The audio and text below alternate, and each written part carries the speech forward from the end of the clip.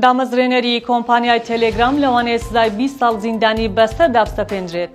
با پێی راپۆرتی TF1 پاڤێل دۆرۆڤ دوێنێ شەو کاتژمێر 8 کاتێک لە فڕۆکەخانەی لۆپۆرت لە فڕۆکەی تایبەتی دابەزیوە دەستگیر کراوە کە پاسەوانێک و ئافرەتێک لەگەڵیدا بوون. دۆرۆڤ لەلایەن FPR فەڕەنساوە داواکرابووە و لە ئازەربایجانەوە هاتبووە ناو فەڕەنسا. بڕیارە دۆرۆڤ لە دادگای فەڕەنسا ئامادە بێت و چەندین تۆمەتی لەسرە، لەوانە تیرۆر، بازرگانیکردن بە مادە هۆشبەرەکان، ساختەکاری، سپیکردنەوەی پارە و ناوەڕۆکی دەستدرێژیکردنە سەر منداڵان. راپۆرتی میدیای فەڕەنسا ئاماژە بەوە دەکات کە پاڤێل دۆرۆڤ دامەزرێنەری کۆمپانیای تەلێگرام ڕەنگە بەهۆی ئەو تۆمەتەوە سزای 20 ساڵ زیندانی بەسەردا بسەپێنرێت.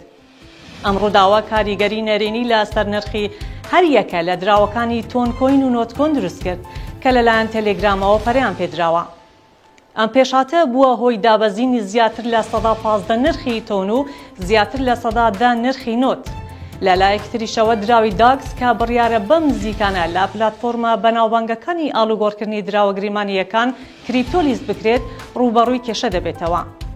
دۆرۆڤ کە ئێستا تەمەنی 39 ساڵە لە رووسیا لەدایک بووە و لە مانگی ئابی 2021 ڕەگەزنامەی فەڕەنسی وەرگرتووە. لە ساڵی 2017 ڕووی لە دوبەی کردووە و دەوترێت ڕەگەزنامەی ئیماراتیشی بەدەست هێناوە.